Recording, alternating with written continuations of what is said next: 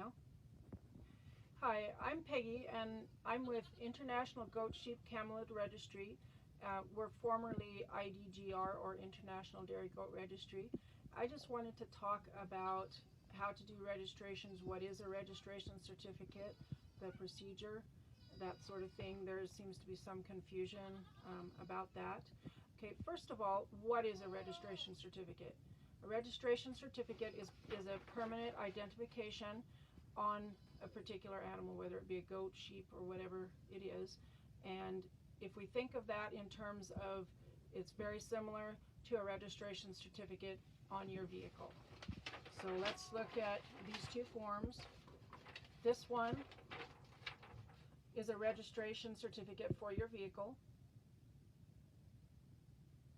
and this is a registration certificate on a goat. Okay, so with the registration on your vehicle, you have Department of Motor Vehicles, and they're the registering body. That's the same as me, IDGR, the registry. Okay, on a vehicle registration, you will have the year that the vehicle was manufactured. That would be the same as the date of birth on your animal. Okay, on a registration of vehicle, you've got description of it, body style, various other things that make a description. We also have the same thing for a description of a goat or any other animal. We will have a color description, might be the height, the type of horns, the type of ear, whether it's pendulous, erect, or whatever. So those would be the same thing. You have a registration number for your vehicle. Your animal also has a registration number, which is a unique number specifically for that animal. That animal's registration certificate will tell you what breed it is, as well as what its specific number is. Okay, we also have on an animal registration, we have to put a permanent identification physically on that animal. By law, this is by federal Scrapie USD law, a law that was passed April of 2019. And so if they move off of your property, they have to have one of three types of identification. One version is a Scrapie tag physically put on that animal, and another one is a microchip, or you can do a tattoo. You can do any of those three. If you do a tattoo or a registration certificate, let me rephrase that, a tattoo or a microchip, by federal law, you also have to accompany that animal anytime it moves off of your property for any reason, sale, going to a show, whatever. You have to accompany that animal with a registration certificate from an officially approved registry that's approved by the USDA, and we are approved by the USDA.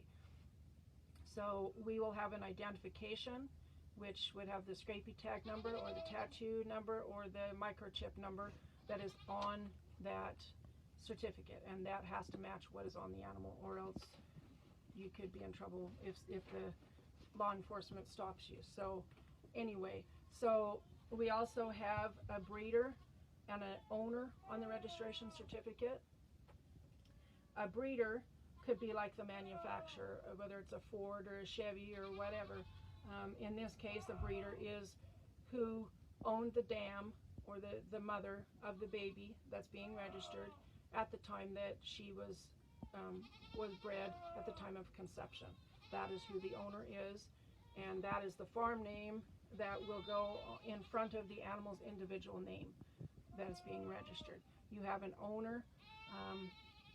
That is something that the USDA requires, is that within 60 days of the time that you register or that you purchase an animal, the registration the transfer certificate has to be sent into the registry office, and that transfer needs to be stamped by us so that we know that transfer is being done.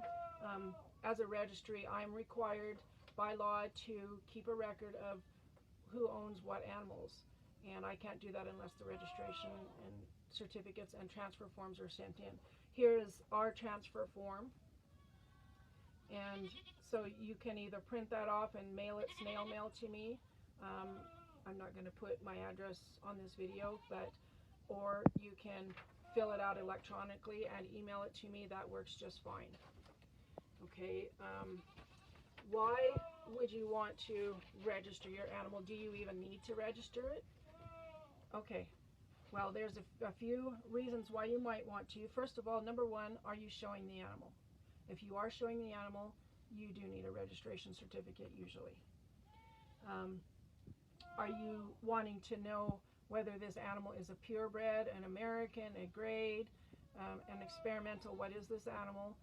Okay, unless it is generally accepted by everyone that unless you register the animal, there is no real proof of whether it's a purebred or whatever it is. So yes, you do need to know what that is, whether they're purebred or whatever. That is done through a registry such as myself. Okay, do you want to get a higher price for your sales of your goats or sheep? And if the answer is yes, then you do need to have them registered with a registry. They need to have a registration certificate. The other reason is, as we've talked about, if for permanent identification, unless you use a scrapey tag, if you just use a tattoo or microchip, then you do have to have the animal registered and accompany the animal with this registration certificate, or if law enforcement stops you, you could be liable for a fine. So yes, you do have to register them if you are using tattoo or microchip. Would you like to grade an animal up from, let's say that you don't know anything about their registry or their lineage? So in that case, they would go as a grade, as a recorded grade. If you want to breed them up to a higher herd book, such as an American or a purebred, then you need to do that through a registry, and that's something that we at the registry, we believe in open herd books. And so what that means is we do actually grade animals up. So yes, you would need to register that animal. The other thing, as I had mentioned on the registration certificates, we will also show what the color description is. That's very important, because if somebody steals your animal or you're selling it, you're showing it, you need to know what the description of that animal is, so that you know if that's actually your animal or someone else's. There have been cases where animals have been stolen, and registration certificates are very, very helpful in that situation. Okay, another thing is that when you sell an animal, I had mentioned that you do need to, within 60 days of the time of the sale, whether you're selling it for money or giving it away, whatever the case may be, if it's transferring ownership, you do need to fill out the transfer form and send that to us so that we can stamp it and make that change on the registration certificate. And that is, again, by federal law, we have to do that.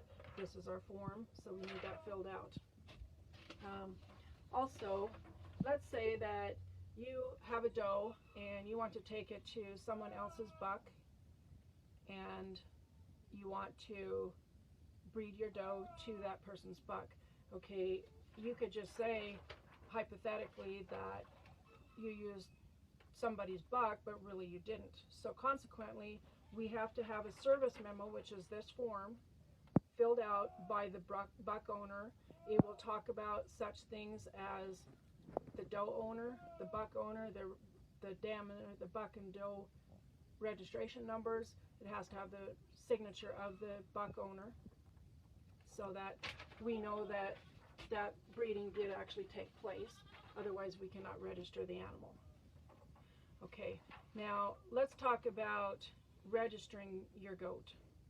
Okay, we do not accept applications via just text messages or Facebook messages. The registration application must be filled out. We do have an electronic application, or we have this version. You can send it to us electronically via email using our online form, or send it to our P.O. box, our snail mail address. Either way works, but the application has to be filled out, or else we cannot complete a registration certificate.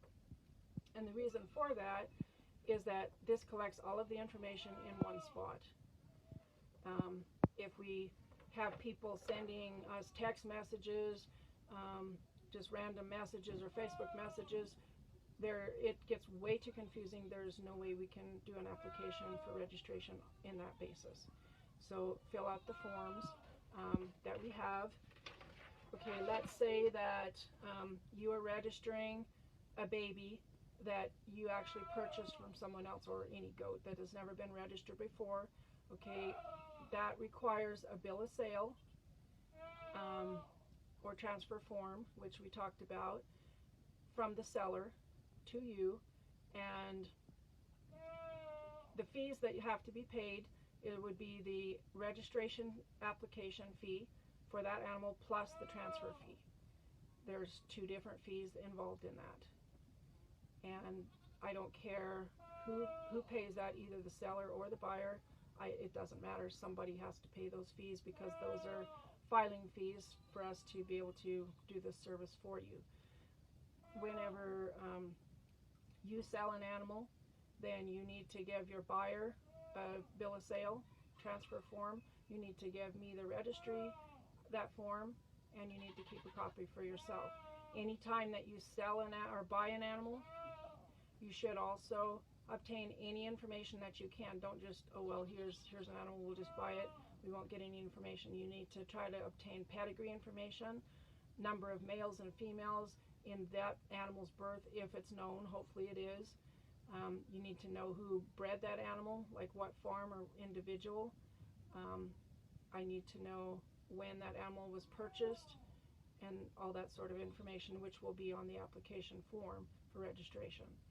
So hopefully this will help with some of the confusion with registering, because not everyone knows how to do registrations. It's new to many people. That's why we're producing this video. Hopefully this will help out. And again, do you have to register your animal? It depends. Sometimes you do. If you do not use a scrapie tag, then yes, by law you cannot move that animal off of your property without having a registration certificate accompanying that animal, which shows the physical identification, tattoo, scrapie tag, or microchip on that animal. And there are a lot of benefits why we would do that. We have many goats, I have even purchased some myself, where there's literally no information on that animal. We have no knowledge of them. It looks like a specific breed. We can register those. They would be called a recorded grade. With the San Clemente Island goat, it's the same thing, except that we don't call them a recorded grade. They're a little bit different class situation. We call San Clemente Island goat that has no information on it, we register them with an identification document certificate until such time as we can get the pedigree information and all of the information that's required to register them as a San Clemente. But for all other breeds, without information, they are recorded grade. Now, we are working with UC Davis. It's a lab. We have a special discounted rate for parentage testing.